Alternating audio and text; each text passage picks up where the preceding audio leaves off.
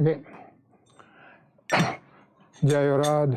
If you can give the text, it is there. Jayarad Madhava Kunja Bihari Radha Madhava Kunja Bihari Jayarada Madhava Kunja Bihari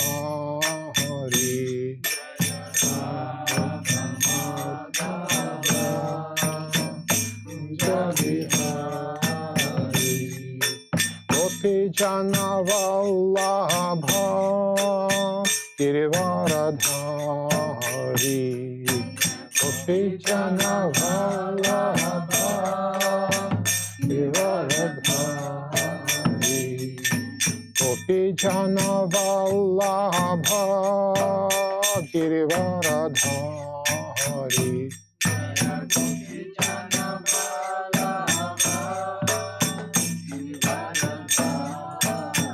Yashodanandana Vrajanagara Yashodanandana Vrajanaranja Yashodanandana Vrajanaranjana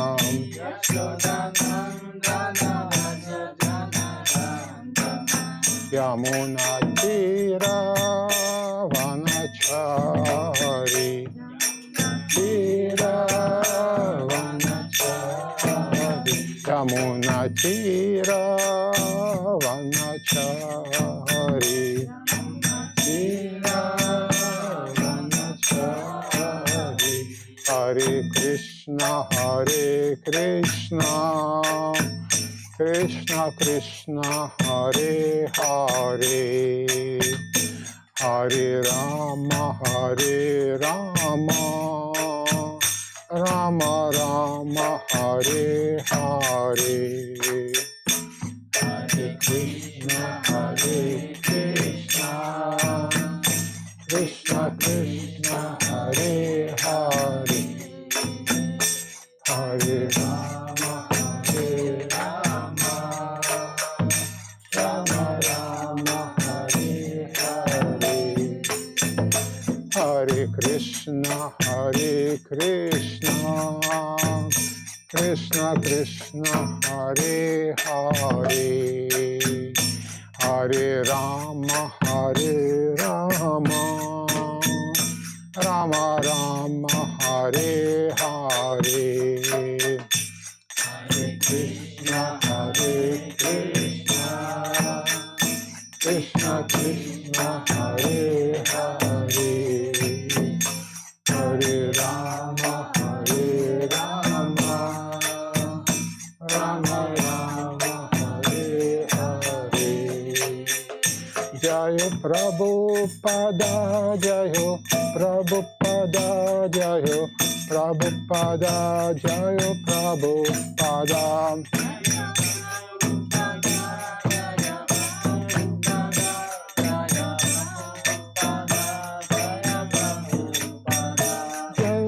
Prabhupada Jayo Prabhupada Jayo Prabhupada Jayo Prabhupada Prabhupada Jayo Prabhupada Jayo Prabhupada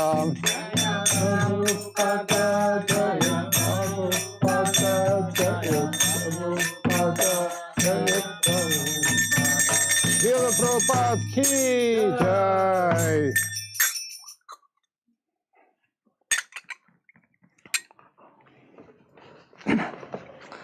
Om Namo Bhagavate Vasudevaya. Om Namo Bhagavate Vasudevaya.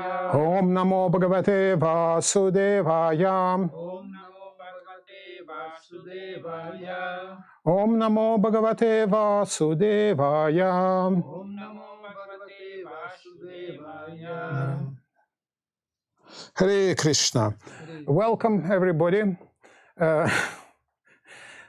I'm very happy, especially since we have a new first-time comer, and I hope you would like it here. Today I was asked to speak about Mother Sita.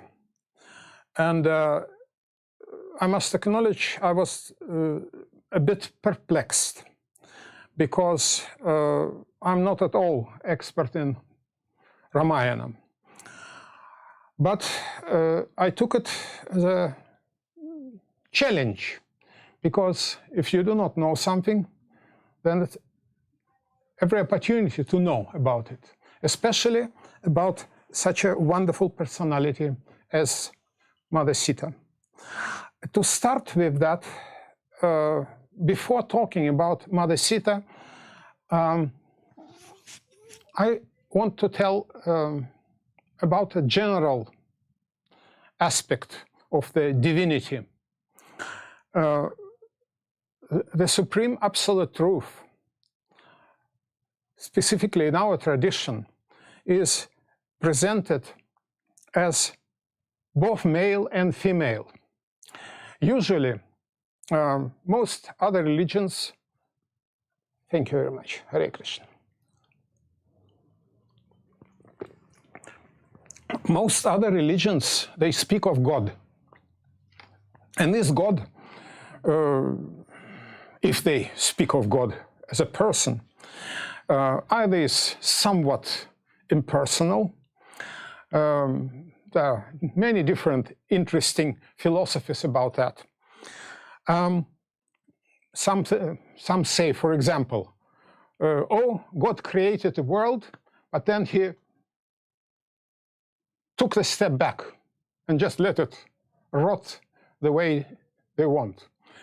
And you know, another view of God is like God is supreme punisher. You sin, you get punished. Boom, boom. One, another.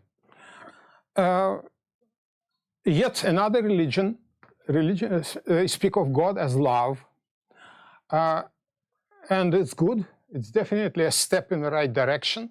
But this understanding is somewhat incomplete.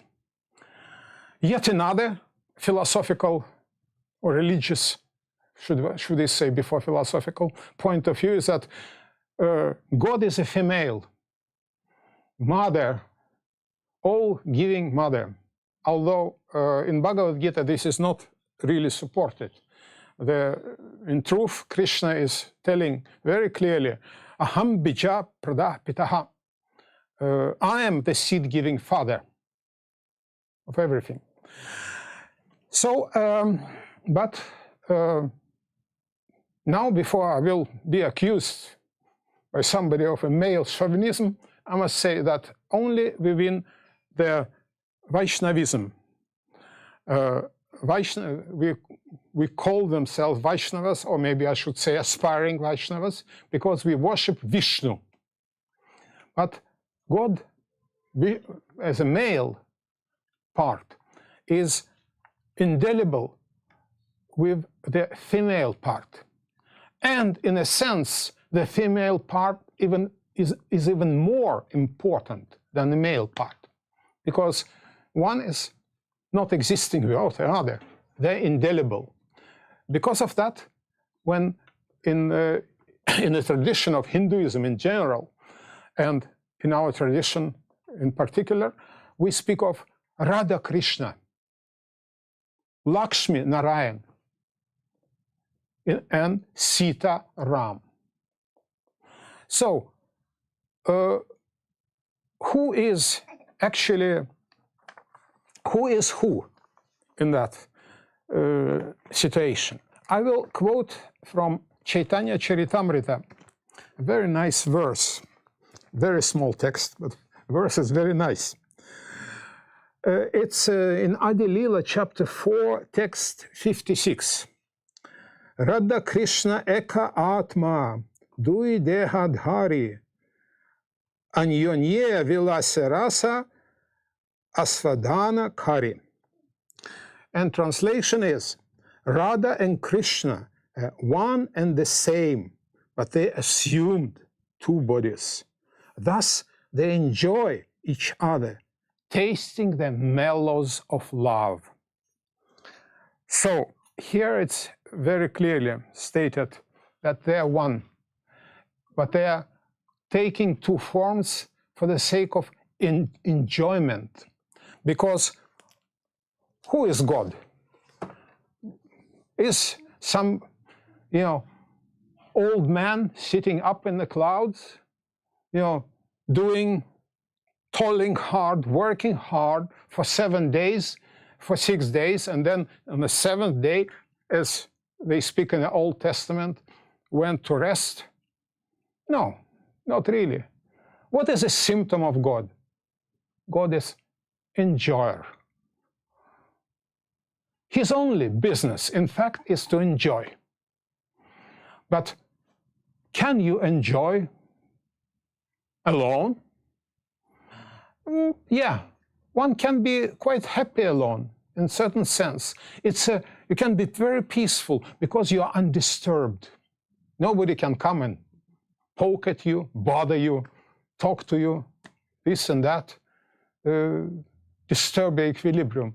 But is that happiness? If you perceive it as an absence of unhappiness, then yes. And there is an aspect in philosophy where you admit, accept, strive for these sort of things. It's called impersonalism or Brahman realization. There are three aspects of absolute: Brahman, Paramatma, and Bhagavan.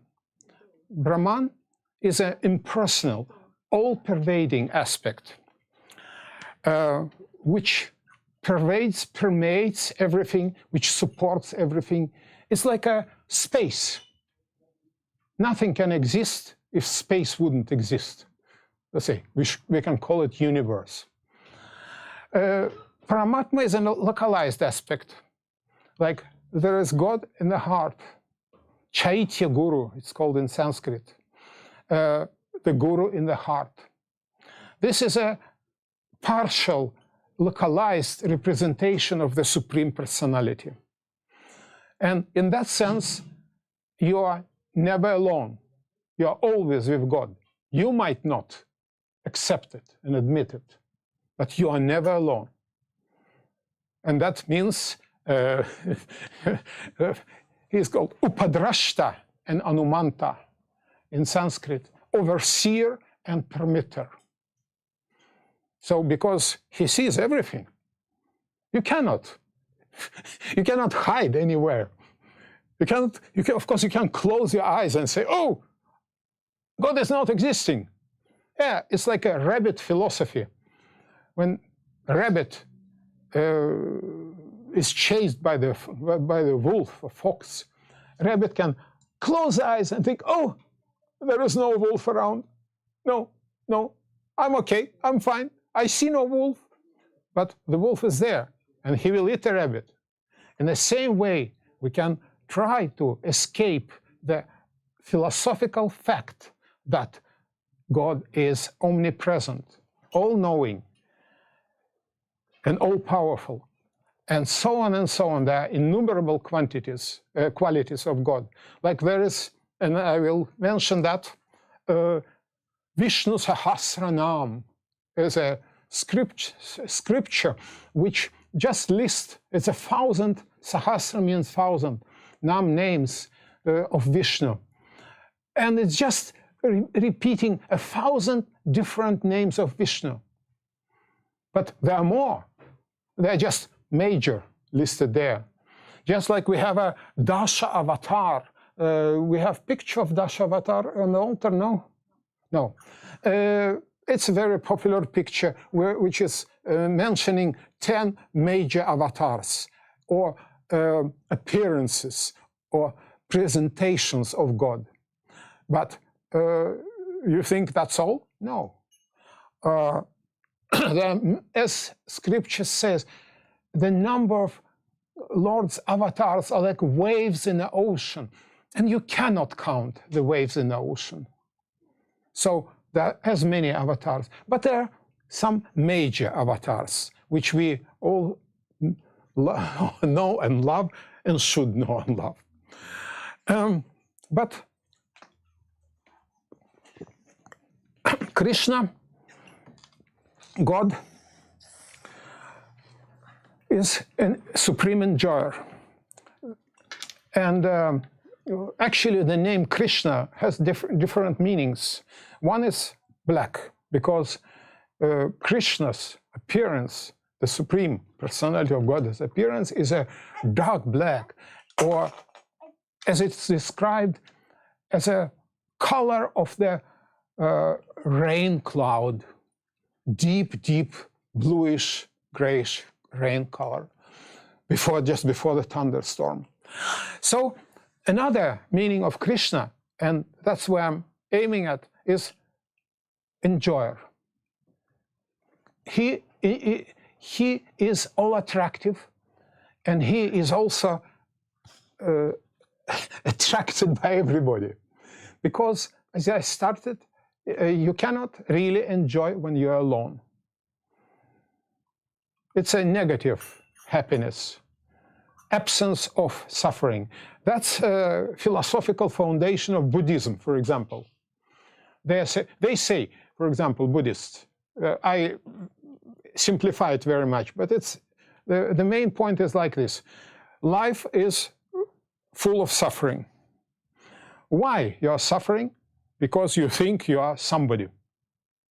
As soon as you do understand that you are actually nobody, there is nothing which exists, and you accept that truth, that you also actually do not exist. You are an illusion. Very interesting philosophical twist. And when you start think like that, yes, you can negate, by your philosophical power, you can negate material suffering. You, like this rabbit, which I mentioned, you can close your eyes and say, oh, material suffering doesn't exist. The next philosophical step is everything is one. It's called Mayavada, or monism, philosophical monism. Everything is one. And it's not entirely untrue. If a philosophical concept of Buddhism is at fail, it's not truth, then monism, everything is one, it has a grain of truth in it. Why it is so? Because this is a level of, as I mentioned before, Brahman realization. Everything is one, yes. Philosophically, it's correct. Everything is one. So, you are, you, me, everybody, we are in the same boat, so to say. We are in the same existence. We do exist. At least the monism accepts the existence, which is a step ahead philosophically. Then, of course, we should mention Madhva, one of our philosophical predecessors, who established dualism. There's God, Prakriti, and Purusha. There are two. And Purusha, the only Purusha, is God himself. And Prakriti is a nature, including us, because we do belong to nature. We are not God. We might think we are God, but we are not. So, and the paramount in this philosophy is a presentation of our Lord Sri Chaitanya Mahaprabhu, the last, not the last technically, but the last present incarnation which happened. It was called golden incarnation or covered incarnation, because he tried to appear as he played as if he is not God. And I will soon come to matter of Sitaram here. Philosophy of Lord Chaitanya, and it's a philosophical conclusion, is called Achintya Bheda Abheda Tattva. That everything is simultaneously one and different. And here is the truth. Because, yes, we are one. but we are different. I'm different from you, you are different from him, and so on and so on. We have men, women, we have dogs, hogs, camels, asses, birds in the sky. There are so many different living entities. And we are all different, but we are all the same. We are all living entities. Furthermore, Vedas accept the presence of the soul in the trees. Vedas also talk about the mountains being living entities. Furthermore, the earth is also a living entity. And here we are coming very close to the topic of Sita Ram. So, the God is not appearing without his retinue, associates. Why? For the reason I mentioned already twice. It's too boring. It's boring to be alone. You enjoy with somebody else, that increases the enjoyment. You enjoy through the others, and so on and so on. That's why we have these divine couples. So the supreme absolute truth is not male, is not female. It's in this united dualism. Sita Ram, Lakshmi Narayan, Radha Krishna. So, I mentioned Vishnu Sahasra Nam, 1,000 names of Lord Vishnu. Mother Sita, who is an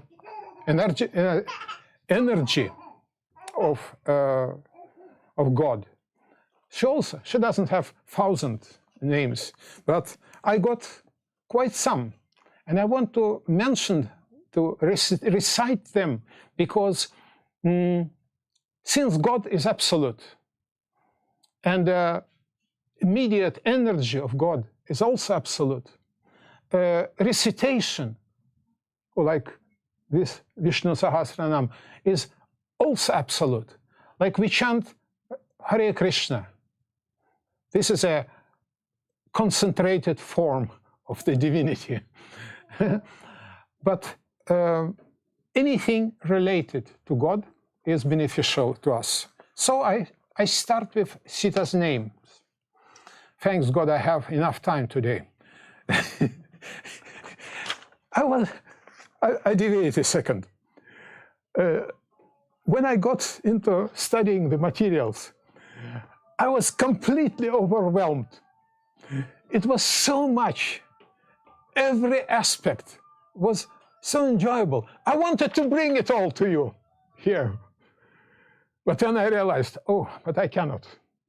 I have to limit myself. I have to cut down all that, which I did.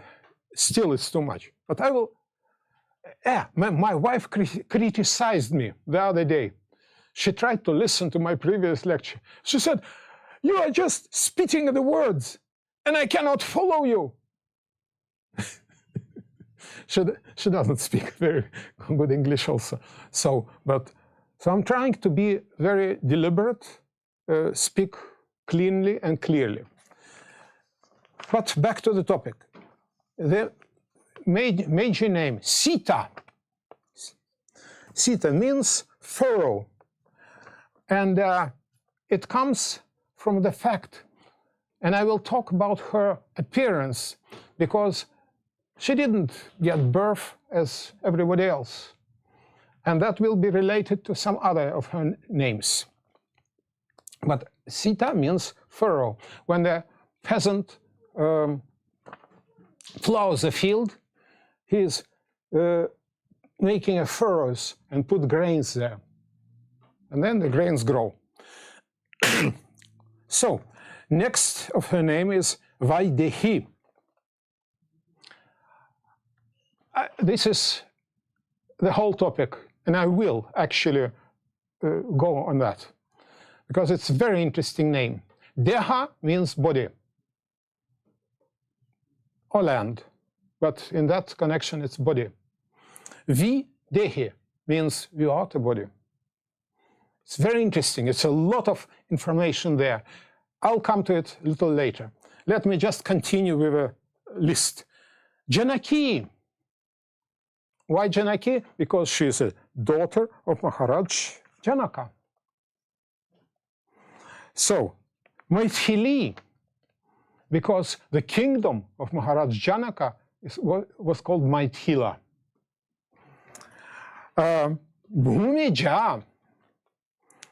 Bhumi means earth, and Ja means born. So, born from the earth.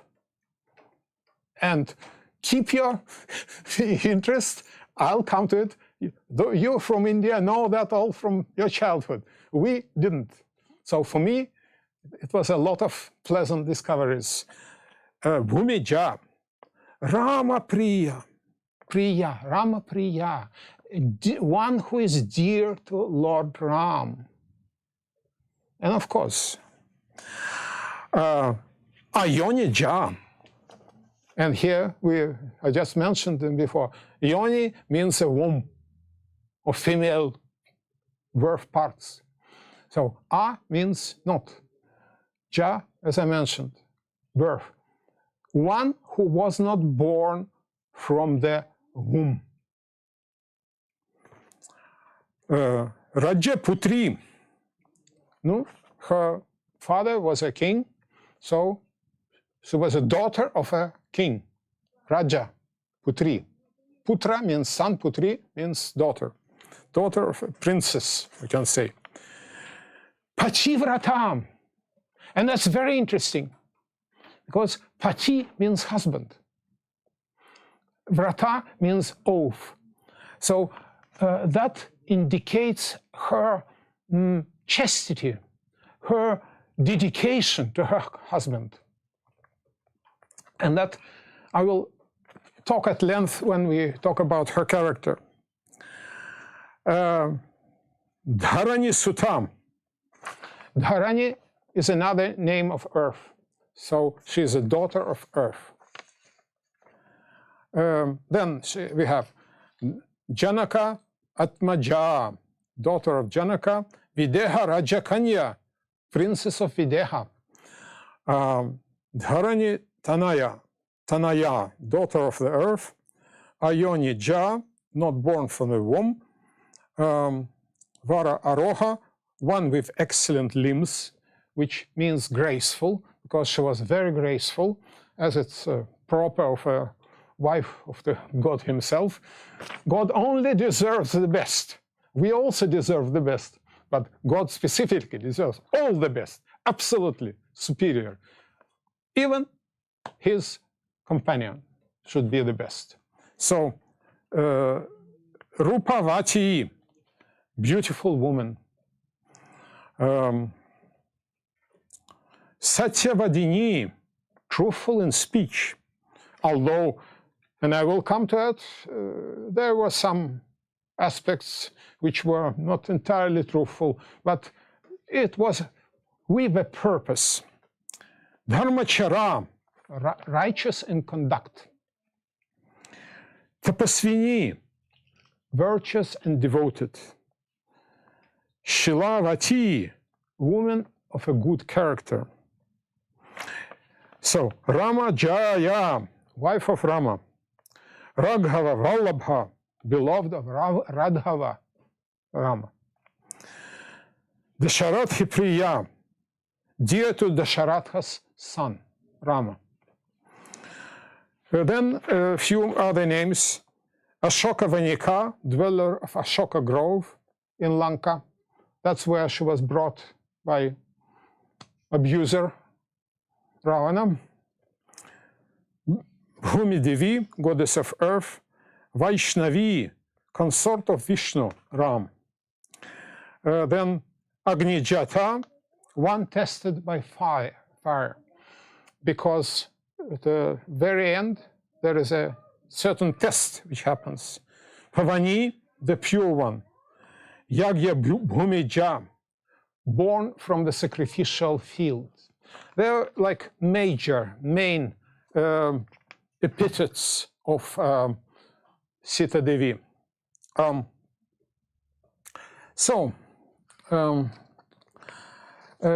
I couldn't resist, and I took some. So not only I talk, but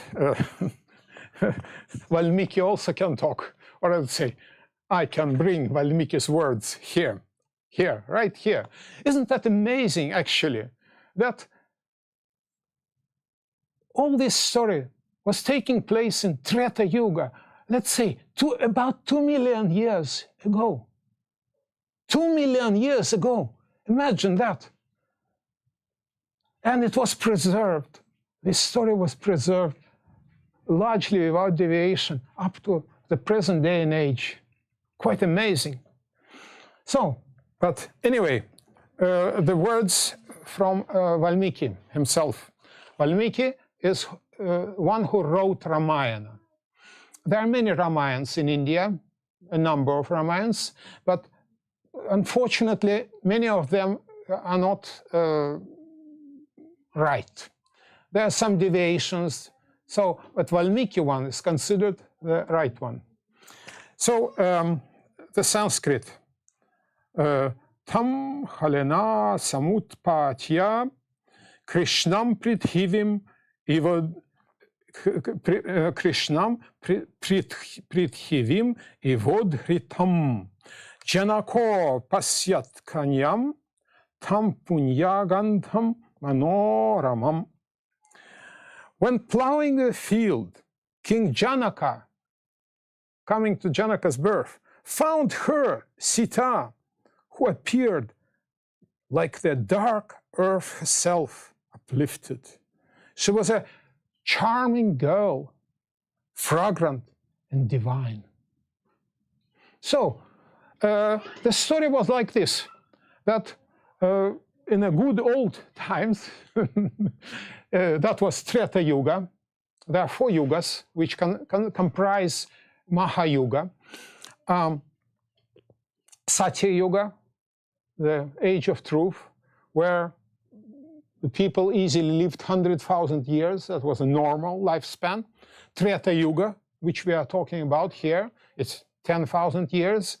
Dvapara Yuga, at the end of which Krishna appeared himself, and Kali Yuga, in which we have fortune and unfortune, or should we say unfortune and fortune to live in now. Why unfortune? Because the lifespan is about 100 years. Memory, intelligence, nothing. We are dull, with not very good memory, miserable.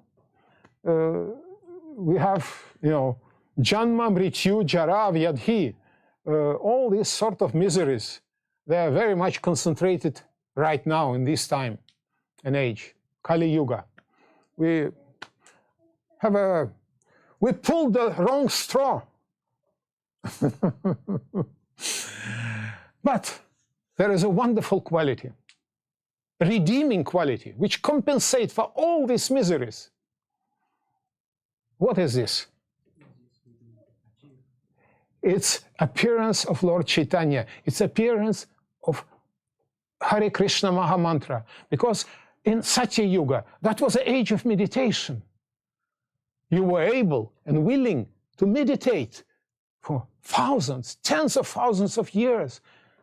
And the earth, the whole nature, were supplying your maintenance, existence. You didn't have to build a house because the climate was just excellent. If you needed to eat anything, you could live on the energies of the nature. And if you wanted to eat something, there were wonderful fruits. You just stretch your arm, boom, and the tree drops fully ripened fruit which you can eat and enjoy. So that was Satya Yuga. Treta Yuga was the age of the great sacrifices. The great kings were making great grand sacrifices, tons of, millions of tons of grains, everything else, gold everywhere, total luxury. Dvapara Yuga were still kind of okay, but were already dwindling. Kali Yuga, we have only Hare Krishna Mahamantra, which is God's name, God's qualities, Krishna's, and Rama is an indication of the energy, of the female energy of the Lord. Krishna is Krishna himself. Rama in the Hare Krishna Mahamantra is nothing else but Sita in that case. So by chanting Hare Krishna Mahamantra, Hare Krishna, Krishna Krishna, Hare Hare, Hare Rama, Rama Rama, Hare Hare, because God is non-different from his name. We are invoking the God's presence right in front of the eyes, within ourselves and without, which means outside. So you are getting a direct and immediate association with God. What better can it be? And of course, still, this is a position of a realized soul. Speaking at least of myself, we have sadhana. We do not have love for God, where the chanting is coming from like a spring, like a water from the spring. It's coming directly from the soul. We are not like this. Speaking of myself, at least. There is sadhana. I promise to chant, at the moment of my initiation, I promise to chant 16 rounds a day of Hare Krishna Mahamantra. One round is 108 beads. So it's 17,028 to be nitpicking. Am I realized? No. But it's like quite the opposite, I must say. More often than not, I do not have a taste for holy name. But Srila Prabhupada gives this very wonderful comparison. A person who has a jaundice, it's a disease of the liver. A bile accumulates in the body and it colors you yellow. If somebody has a malaria, often gets by symptoms as well.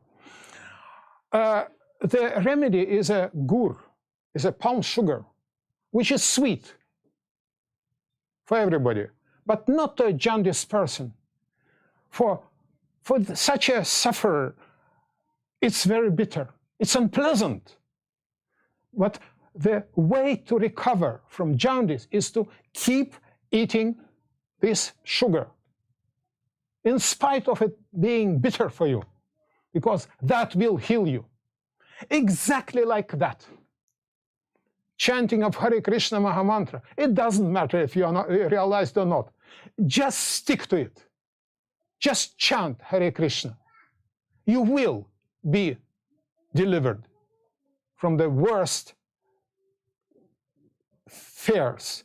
Krishna speaks for 40 minutes on a battlefield of Kurukshetra. He speaks of the whole Bhagavad Gita. Here. That was a content of about 40 minutes talk, discussion, which is wonderful in and by itself, but it's not a matter of topic. So he cuts this philosophy and that philosophy and general philosophy, all these aspects, karma yoga, dhyana yoga, this and that. And at the end, he concludes, a little before, he speaks, but what is the need of all this detailed knowledge? With a single fragment of myself, I pervade and support the entire universe. And then, little later, he concludes, Sarva dharman parityaja, mamekam shranam praja, aham tvam sarva papebhyo, moksheishyami, ma suchaha. And this is a very important conclusion. I always try to remember that. In Sanskrit, there is na, which is not, and ma, which is absolutely not. Ma suchaha, says Krishna, God himself, do not fear. So just stick to the process of devotional service. Shravanam, Kirtanam, Vishnu Smaranam, Pada Sevanam, Archanam, Vandanam, Dasyam, Sakyam, Atmani Vedanam. Just do it. To a degree, in 12th chapter of Bhagavad Gita, Krishna speaks just like this because he presented different topics for Arjuna. And Arjuna said, but look, this is impossible. This is also so difficult. Come on. And then Krishna says, this and that. You cannot do this, you do this. If you cannot do this, you can do it. But at least to give some charity as a rock bottom. So, the same thing here. Just do something. Just do something for your devotional life. You will not be a loser. Okay, back to topic of Mother Sita and her birth, because that's real, someone's substance. Sita's devotion.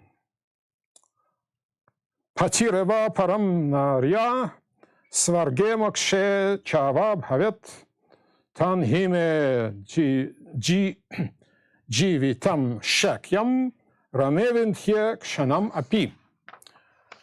That's very interesting. For a woman, her husband is her highest refuge. Wherever in heaven or liberation, without Ram, I cannot live even for a moment. Mother Sita says that. Then was a story.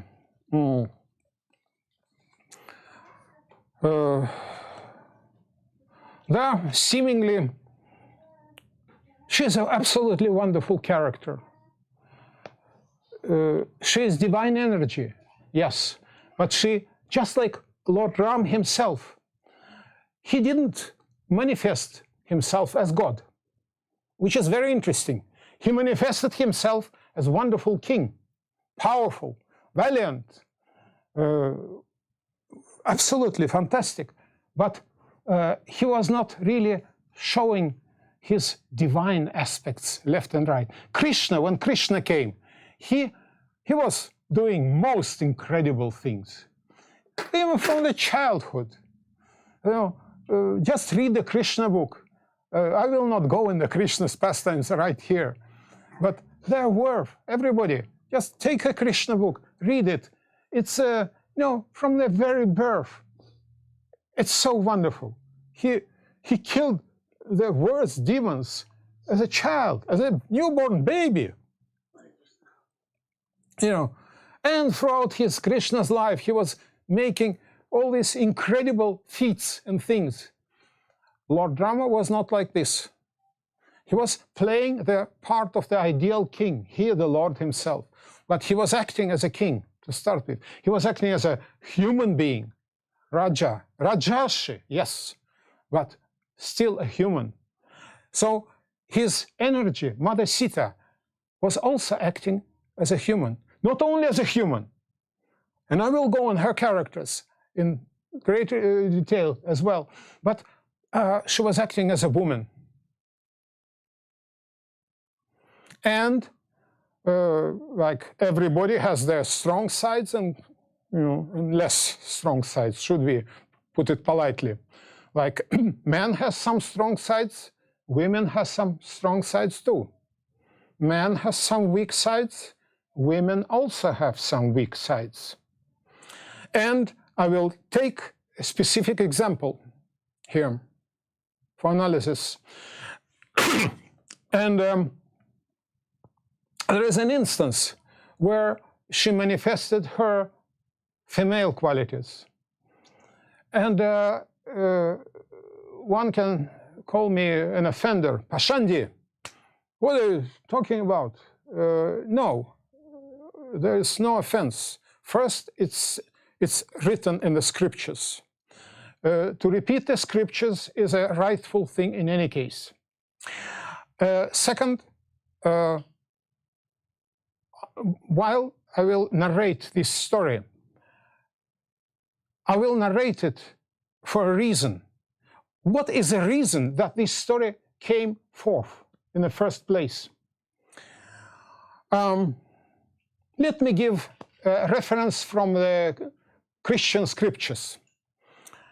I know it's a little bit, it's called rasa basa, but the point is the same, and I think it's nicely corroborating. When in the New Testament, Lord Jesus Christ, he was making some magic too.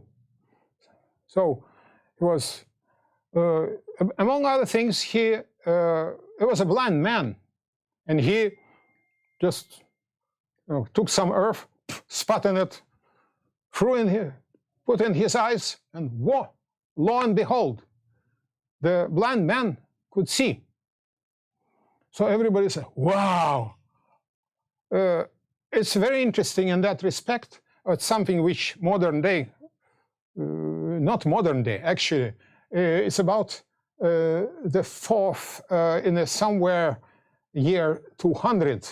It was a big gather of the Christian scholars, and they clipped a lot of things which didn't fit their agenda. Reincarnation is one of them. It's carefully removed from the New Testament, but they couldn't take it all. And in that story, you can see Jesus' disciples ask, look, I do not quote it verbatim, but you can read if you want in the Christian scriptures, but I give a gist. They ask, look, why this man was born blind? He was born blind. Did he got this blindness as a result of his wrongdoings or his parents? Tell me what you want. This is reincarnation. So anyway, the conclusion, the answer from Jesus was that no, not for this and not for that reason, but for that the God's power could have been manifest. He referred to himself. So, talking about back to Sita Ram, yes, this was not very happy incident. And you can say, oh, you are criticizing Mother Sita. Well, I'm not.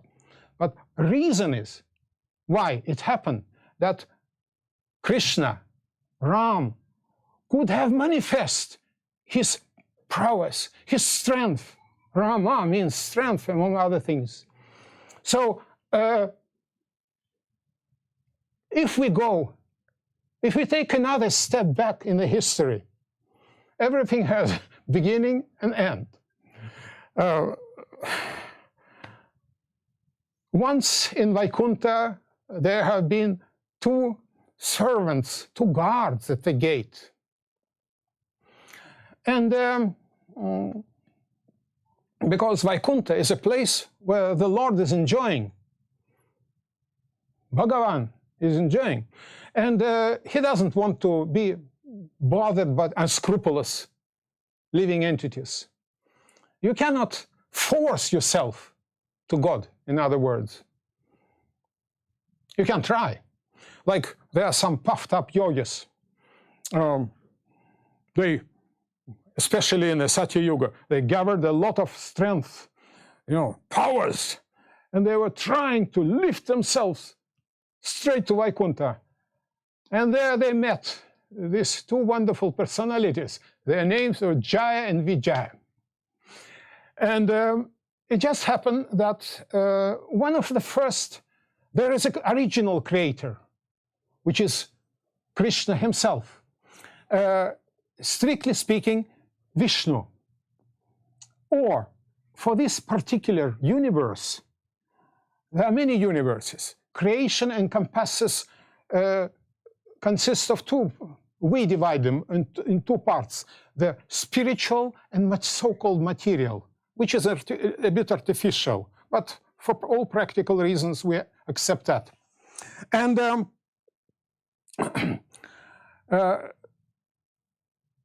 so in that, there are many innumerable universes emanating from the pores of Mahavishnu.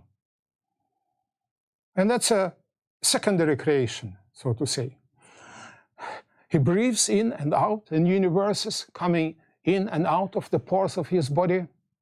And in each universe, there is a secondary creator. His name is Brahma. Brahma is a creator. Within the universe, Shiva is a destroyer, and Vishnu is a maintainer. So, the first sons of Brahma, Brahma was a Prajapati. His task, his function, was to create all the living entities. This is, again, referring a little bit back to Christian or Jewish scripture. It fits quite well with their Yahweh, the creator, which is described there. You know, this and that, getting tired, you know, this and that. Of course, Brahma is much more than that, but still. His first product, he's so super powerful. He creates everything by his mind alone. So his first creation, his task, he got a task to populate the universe. There are coming 4 Kumaras. And they, being the firstborn, they're super intelligent. They quickly looked at it around and said, oh, this is a material world. Well, we do not really want to be there. But anyway, since we are here, we refuse to grow. Because I experienced it myself. I do not know how it went for everybody, of course. When a child is growing, we say child is innocent, which is not philosophically not correct. But for the sake of argument, a child is born, so to say, he is like an open book. He receives everything in a very clean and uncontaminated fashion. But then, about a teen age, the sex drives comes in, kicks in. And with that, at least I personally experienced it very clearly, you know, phase before and the phase after. All your higher functions are getting occluded by lust. The sex drive kicks in very powerfully, and your intelligence is getting washed away. So because of that, the 4 Kumaras refused to grow. They remained as children, small children, like 4 or 5 years old. So, but being saints, they could travel anywhere. So they are coming to Vaikuntha. They wanted to meet Vishnu. And the Jaya and Vijaya coming there, see these 2 boys, and in India, at that time at least, until the later days, the children, they were running around naked, more or less, in all the times. So, and being naked, they are getting in the different dirt and this and that. Children were not considered to be very clean. A child will not go and do the arati on the altar. He is not fit, considered not fit to do the higher functions. So Jaya and Vijaya see these 2 boys, and fully in accordance with, you know, their concept, they block the road and say, hey, children, it's not a place for you. Go away. Go play something. But they are saints. Saints they are, but they got a little angry. And they cursed Jaya and Vijaya. Because you didn't allow us to associate with Lord Vishnu, you will be born as demons. It's a demoniac. So, hearing all these arguments, the Lord himself makes an appearance. So they got a darshan, audience of the Lord.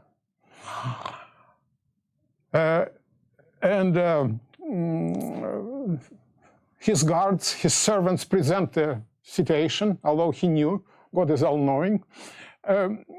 He said, look, the curse of a saint cannot be removed.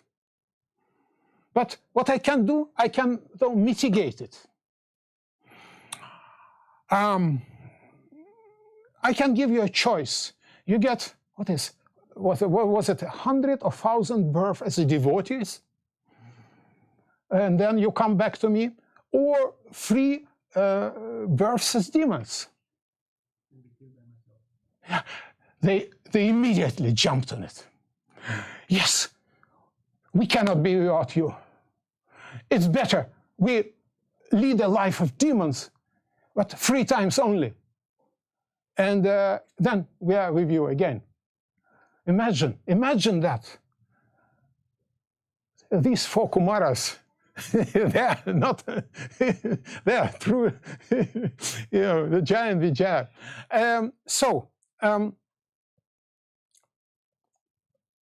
And their names, Hiranyakashipu and Hiranyaksha is their first birth, Ravana and Kumbhakarna, the second birth, Shishupal and Dantavakra, the third birth.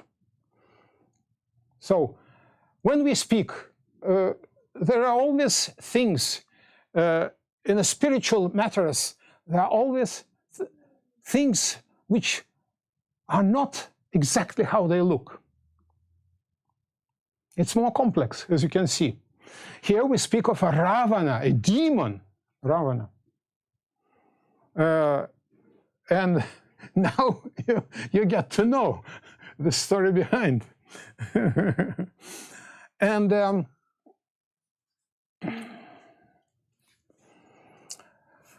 but back to Mother Sita. Ravana, when he got to know about her qualities, he wanted to steal her because she was so wonderful. Demons always want to enjoy something which is not there.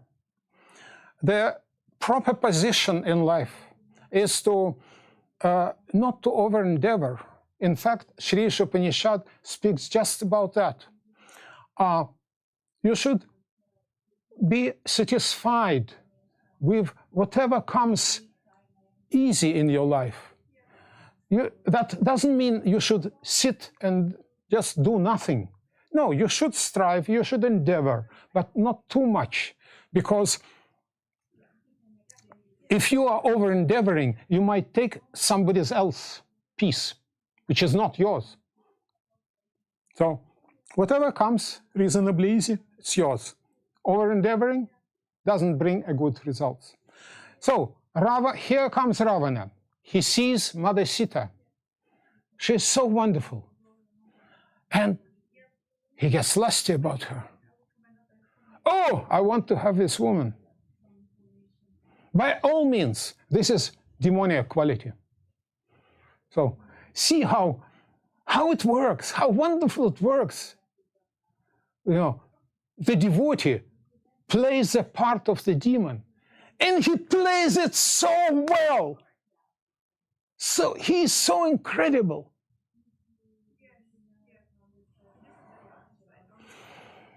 So you can ask a question to yourself, but why all this story? Why all this, this and that? Look, it's very simple, in fact. We humans are a little bit inherited, so to say, the same qualities that the Lord himself, Krishna himself. We have all of this, no, not all, but most of his qualities. There are qualities which specifically reserved to the Lord. And Krishna has 4 qualities which only Krishna has. But I will not go into these details. So, among other things, a good fight. But because God is supreme, he has nobody to fight with. So what had happened in this story, that his devotees came to perform this service, to act as demons, so the Lord can kill them, to fight them, get a good fight. You can see, like, for example, the small boys, you know, sometimes you see, sometimes they play nicely, peacefully, and sometimes they get, you know, a little fight, they punch each other, and, you know, this propensity is there. Anyway, now we go back to the particular stage of this wonderful Leela story. So Ravana, he wanted to steal Sita, to have her, to enjoy her. In the beginning, I spoke that God is a supreme enjoyer. So to steal this enjoyment is actually not even possible. And in a certain sense, and I will jump ahead, Ravana didn't manage. He couldn't touch Sita. There are two aspects of it. One is that he was very arrogant, Ravana, because he made so many austerities. He got his benediction, a boon of Lord Brahma, that he won't be killed by any demigod, and so on and so on. So he listed a lot of entities. But he forgot one thing. He thought humans and animals are too insignificant, even to mention. So he forgot to ask for this boon. This is why Lord Rama came as a human, as a king. And carefully, throughout Ramayana, he is keeping his real identity very well hidden. So he succeeded. Still, stealing from God is hardly possible and generally inadvisable. Don't do it. Don't try it. Give to God. Don't take from God. When Ravana finally got his powers, he was so proud. He defeated demigods. Indra was shaking, the ruler of demigods. He was shaking, you know, before Ravana, hiding from him. And once he walks around, you know, puffed up as he was after all these, you know, feats, he comes and he sees a beautiful woman, very beautiful woman, and he immediately gets lusty after her. And first he tries to speak. He had 10, he was a demon. He was rather ugly. He had 10 heads, 20 arms. But he had also these powers to take any shape he wants. So he immediately took the appearance of the very beautiful gentleman, and he approached this lady, and he spoke so many sweet words to her, and this and that. But this lady, she was a wife of Nala Kuvera. Nala Kuvera was a son of Kuvera. Kuvera is a treasurer of demigods. He is not an insignificant personality, believe me, and his son is also. And so this lady says, look, you know, all your words are very nice, but I'm a chaste wife, and I'm a wife of Nala Kuvera, so don't touch me, don't do that. Still, then this demon got very irritated, so he raped her mercilessly. And crying, she comes home completely shaken. She tells her husband what had happened. And Nala Kuvera thinks, oh God, this fellow, he defeated all the demigods already. I mean, he was not a coward. Please understand. It was not act of courtship. But what can I do? What can I do? Ah, said he, I cannot defeat him, but I can curse him. Because he had a lot of powers also accumulated. So he cursed him that if Ravana, he cursed Ravana, if you ever touch a woman against her will, you'll die immediately.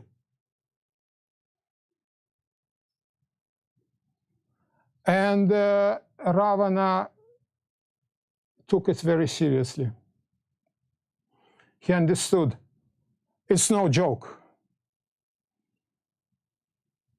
And he acted accordingly.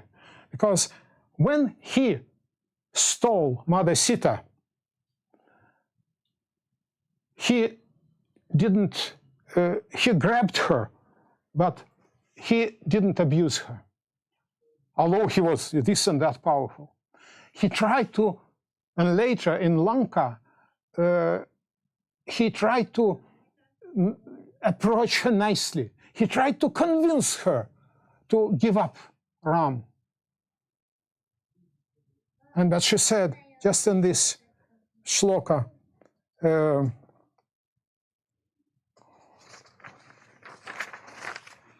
I will always remain faithful to my Lord.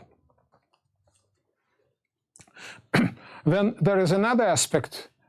Sometimes people say that, and people who were accusing later Mother Sita, that, you lived in somebody else's place. The scriptures tell us that actually it was a Maya Sita. The moment she was, so to say, stolen, grabbed by Ravana's hands, she took it was a false appearance of Sita, but actually it was not Sita. Only when she reunited with Ram, then she came back to this real form. So technically speaking, she was not even abducted by Ravana. Anyway, but back to this sorrowful story, without which we wouldn't have had Ramayana in the first place.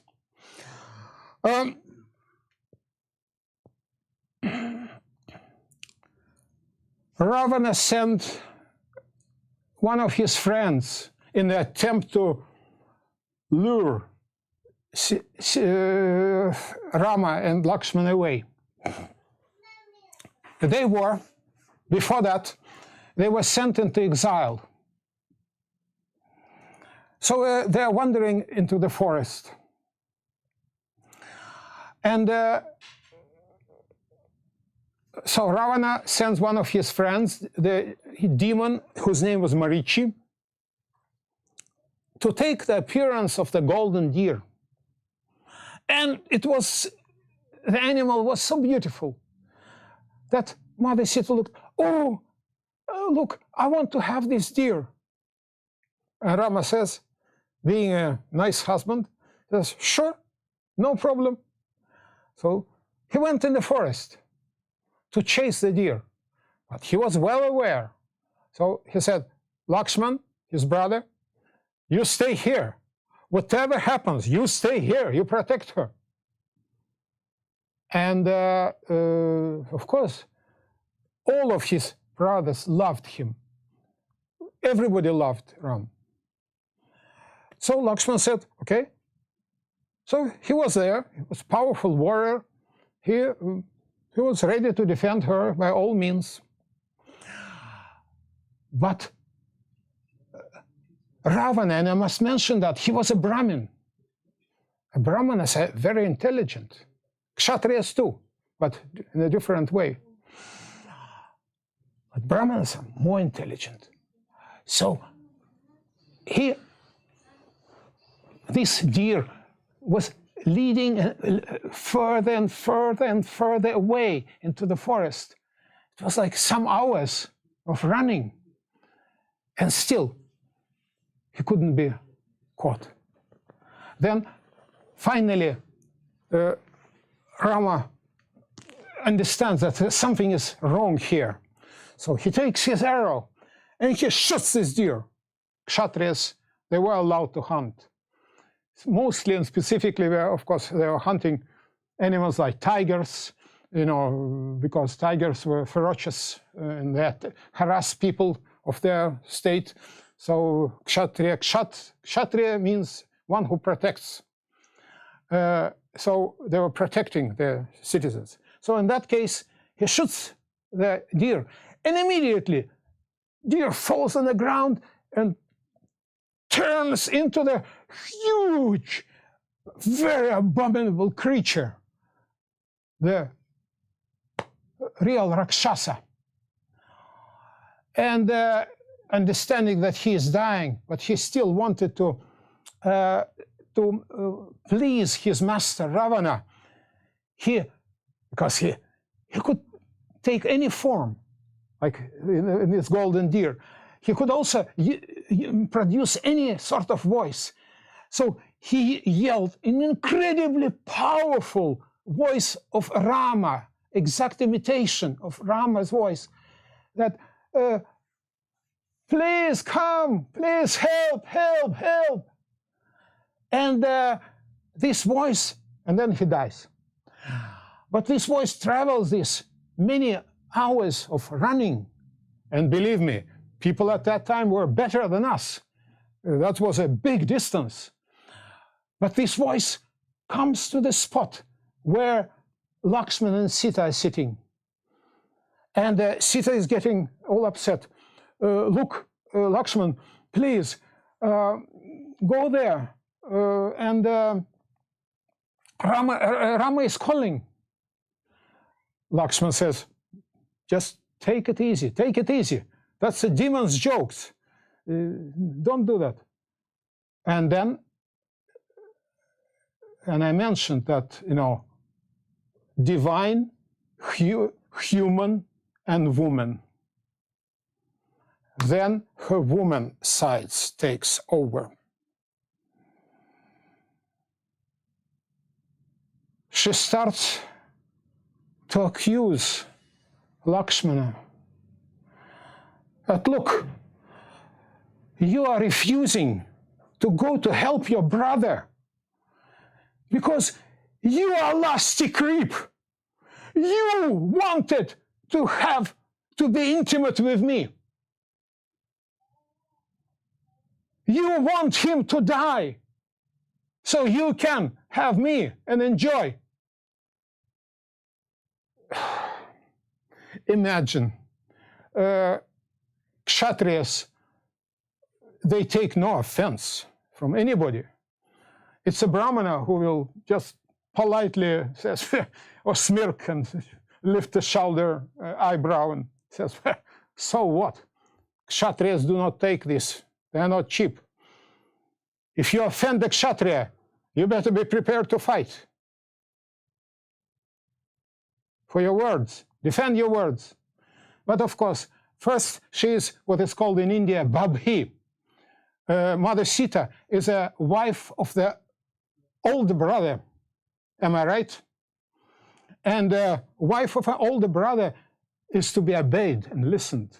It's a custom in India. It's a tradition. So, so he like swallowed his pride. Lakshman swallows his pride, tries to convince her, look, this is not good. What you say is not correct.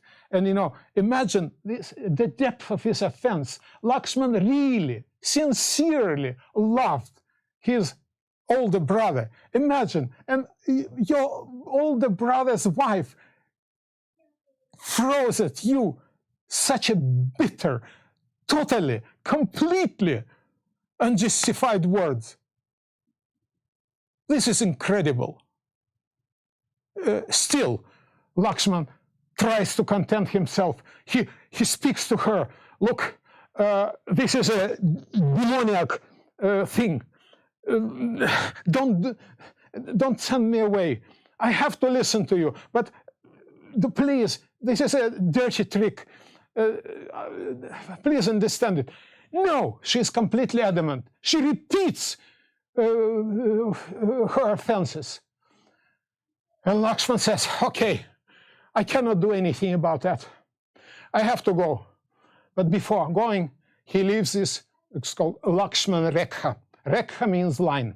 So he encircles her and he says, just don't step over. He puts a spell. So don't cross this line. You will be okay. And then he leaves. But as we know from the story, it was many hours. Ramachandra was running after this deer. So Lakshmana, he knows approximately direction, but he cannot run. He has to walk to see the traces. It's a forest. So he cannot even run with the same speed. It takes time. So he goes deeper and deeper and deeper in the forest. And then, of course, who else? Ravana came on the scene. And being a Brahmin, being intelligent, and he kind of rather natural, he takes a guise of a Brahmin, a mendicant. So he comes there, you know, dressed very humbly, and of course he approaches Sita Devi and asks for this and that from her, and she is bringing him water, and but she is not really crossing the line. So anyway, by some tricks, he finally manages her to step over, and immediately he snatches her. And immediately, that second, she understands how right Lakshman was. She is crying, but of no help. She appeals to the trees even. But they cannot help because trees, they are not movable, not much movable living entities. Then Ravana took his real form. He is flying in the sky because he has its powers. Then Jatayu comes to scene. He sits, is a vulture. He's a big bird. He's a king of vultures, in fact. And so she cries to Jatayu, Jatayu, please help me. Jatayu sees this thing and throws himself for defense. But of course, he cannot really do much. He fights very powerfully. In fact, he forced Ravana to put Sita down because he had to use all the means. But Ravana was invincible. And he cut off his wings, as you know the story. And Jatayu lies there. Birds without wings cannot fly. He lies there about to die. And so Sita is also very much aggrieved because of that. And then he takes Mother Sita to his golden city of Lanka. And then Rama and Lakshman finds Ram. They go back. They seize Jatayu. And in the last breath, so to say, Jatayu tells this story and then dies. But at least they got a direction. That was very important because they knew who did it and where. Again, I remind you that Ram acted as a human, as a king, powerful, but still a human. So he was making a show of this confusion, this and that, emotions even, desolation, desperation. He was also displaying that. But I digress. We are going back to, this is how to say, I narrated this story or stories. I have about 10 minutes, yeah? In order to illustrate the scene. Like a Bhagavad Gita opens with a setting the scene. The first chapter is a setting the scene. This is an introduction for the proper understanding. Please read Ramayana. I know you from India, you read Ramayana. Read it again. This is very enjoyable. It's even more enjoyable because why Ramayana exists, among other reasons and things, that it's a story. Bhagavad Gita, Mahabharata is also a story. It's a huge story. In fact, it's bigger than Ramayana. But the crest, the paramount point of Mahabharata is Bhagavad Gita, which is a philosophical point. There are other Gitas in Mahabharata. Bhishma Gita comes to my mind. There are a few others. Please read them. You who read the Sanskrit and Hindi, you have easy access. Still, it's a bit on the philosophy. It's, how to say, well embellished by the stories. But the foundation of Mahabharata is philosophical, with culmination in Bhagavad Gita. Ramayana is a story. It's a narration, and it's a human. It's God, but it's human. Everybody can relate to it very easily. It's difficult. Actually, it's impossible for us conditioned souls to relate to Krishna Lila. For example, only extremely advanced souls, the Nitya Siddhas, which are most of us, Nitya Badhas, which are most of us, and Nitya Siddhas, eternally liberated souls, which are associates of the Lord. Sometimes they come on earth. So Nitya Siddhas, they can understand Krishna Lila. Nitya Badhas, all of us cannot. This is why in our tradition, in Vrindavan, there is a garden where it is said that Krishna Lila goes every moment, present day and age. But we are not going there because it's, we do not want to act like Ravanas. We do not want to take what is not ours. This is not ours, it's Krishna's. It's his most intimate devotees, gopis. We are respectfully bowing before that, but we are not ingressing there. So, Mother Sita and her qualities.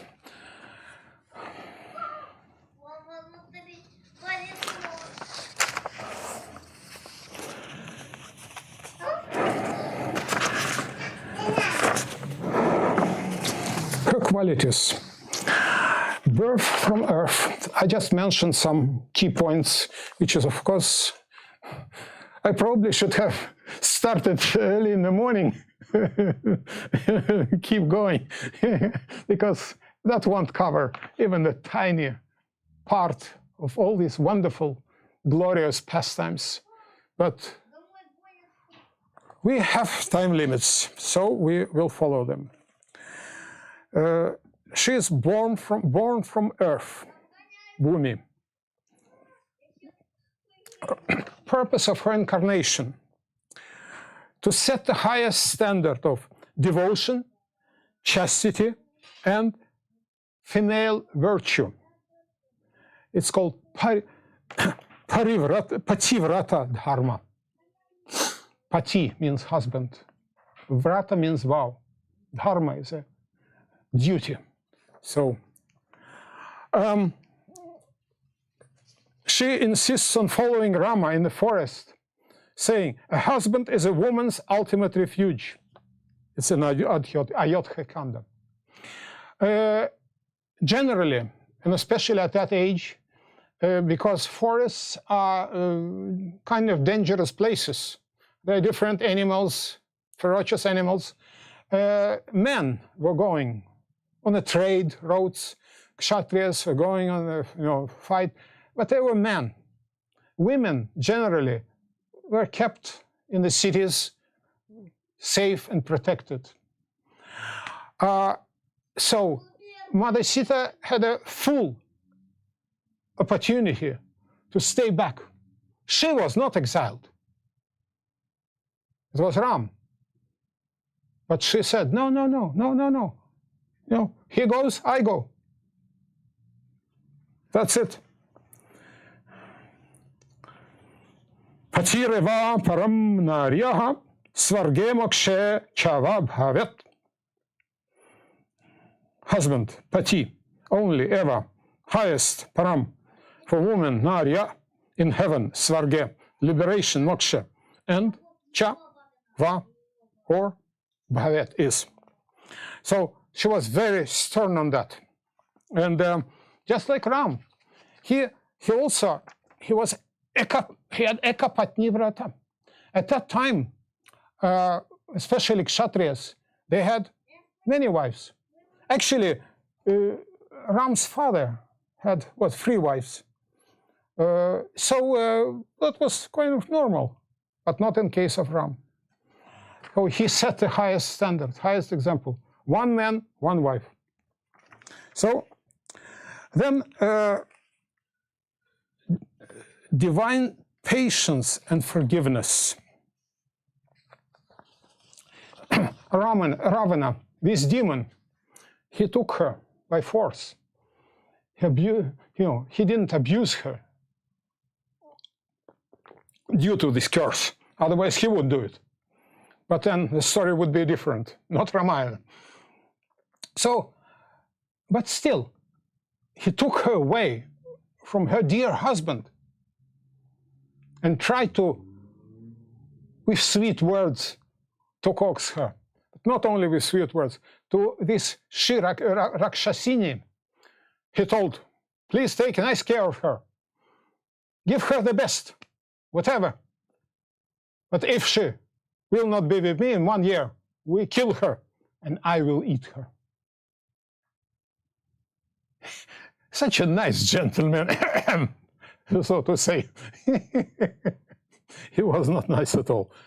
In spite of all that, and Sita heard it, in spite of all that, she never cursed him, although she could have done it. All these women at that time, they were powerful. Like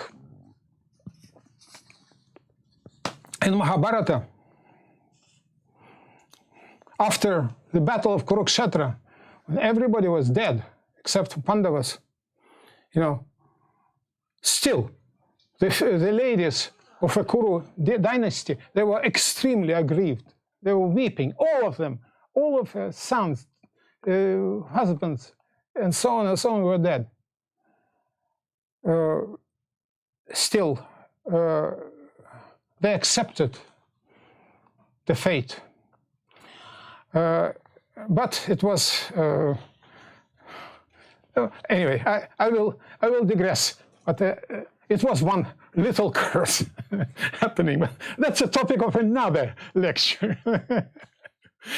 In other words, ladies at that time, and the present ladies are also, were extremely powerful. It's just that modern ladies, they forgot where their power is. Modern day and age, the lady tries to be independent. She tries to overpower the man,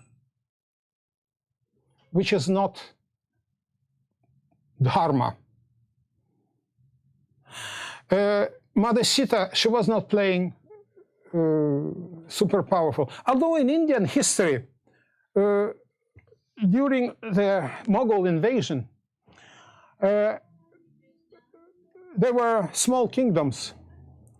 And I forgot, it's somewhere in the north, Chandrapur, you might remember the story. It was a little kingdom somewhere around Maharashtra. It was a lady, her husband, king, was killed. So this lady takes a sword. Yeah, probably. She takes a sword, she goes in the head of army. She said, okay, the brave men, follow me.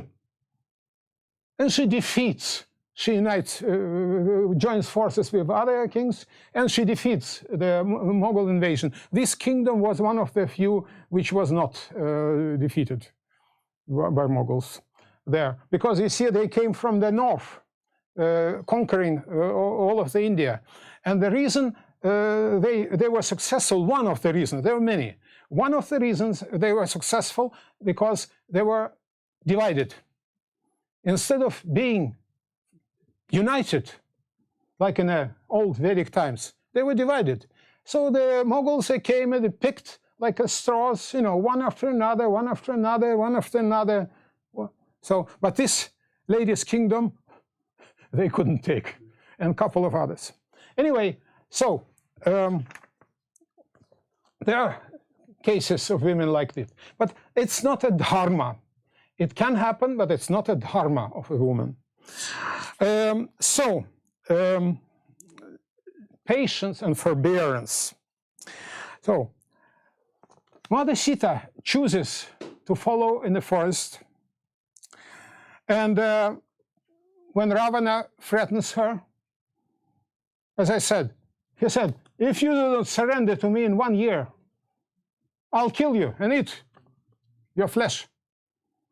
She didn't care.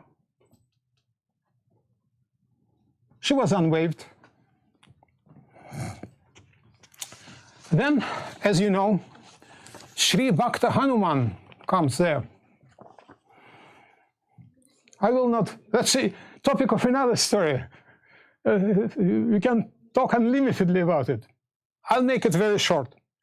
Hanuman, who was a monkey, as everybody knows, he came there. He hid himself in Lanka on a tree. He was able to become big and small as he wishes. So he was like ordinary monkey, hiding in the tree. And then from the tree he starts to chant the glories of Lord Ram. Sita immediately reacted. But knowing well how powerful Ravana is, she didn't believe.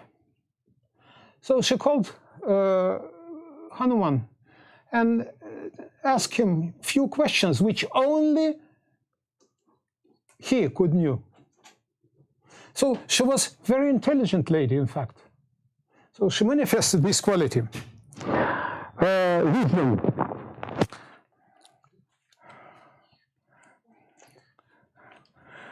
Like there is this quote, Katam Hanumata Gyatam Ramasya Charitam Maya.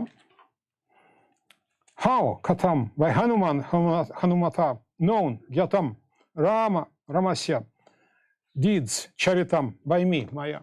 So she asked very specific, pointed questions, which only a real messenger from Rama could answer. She didn't accept blindly. Compassion and kindness. She fed hungry animals. And later, she showed mercy to Ravana's wives. Actually, Ravana's wife, at least the major queen of his, I didn't record her name, but she spoke to Ravana at length. She told him, please, release Sita. Everything will be fine. Just let her go. Bring her back to Ram. And indeed, if he would do it, but it will be no story then. So, and then when Ravana was killed at the end, she lamented. Of course, she was a chaste, noble wife, but she also acknowledged that what can we do? But weaknesses, as I mentioned, lapses of judgment. She crossed Lakshmana Rekha, although she was not supposed to. And then she also was having great periods of sorrow when in Lanka. she was deprived of her association of her husband, which was unbearable to her. And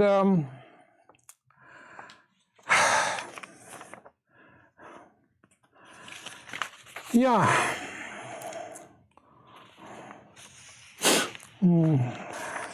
Beggar.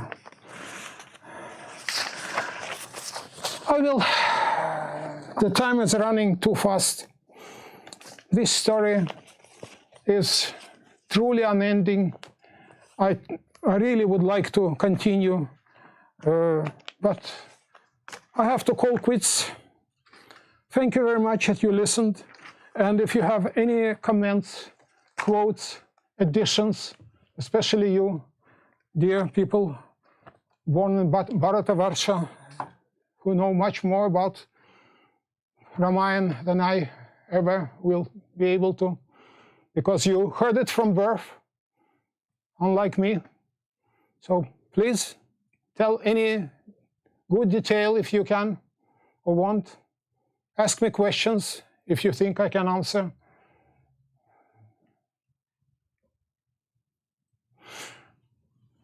Nobody comes forth. I actually have one question. Yes, please. It's kind of, I want to play a devil's advocate a little bit. You mentioned that Vijay chose to live 3 demonic lives instead of many Yes. pure lives. Why don't we do the same? Well, You got to know that they were good yeah, they were. like God is achieving something. There is a. You find God to kill you. It's like this. If you would be a guard at Vaikuntha, then it would be justified. But because we are not from there, we are. They are Nitya Siddhas. We are Nitya Bhattas. So to imitate would be just an improper thing.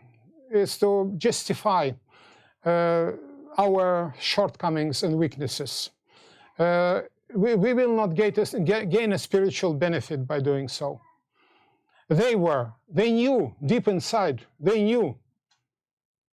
1, 2, 3. Yes, I'm back. We can roll in the samsara wheel forever if we are not careful. You know, there are demigods who are higher than us. There are animals and lower entities which are lower than us. It's like an 8, big 8. We humans are in the middle. We are the only ones who has karma. We choose what we do. In Bhagavad Gita is described like for demigods, Kshine punyam artyala kam vishanti. After exhausting their punya, their noble assets, they have to come back to earth. And the same with, say, a dog or bacteria. After many millions of births, imagine how impious one should be to get birth as a bacteria. But still, I was always perplexed by this question. How can it be that God is so cruel, like in other religions? God is punishing you.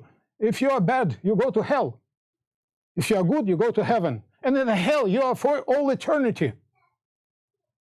How is it possible? Then God is not good. Vedas explain it very nicely. There is a wheel. If you go to even back to an ant, a bacteria body, or tree, you will eventually, by force of samsara, come back to human form. You might blow it again.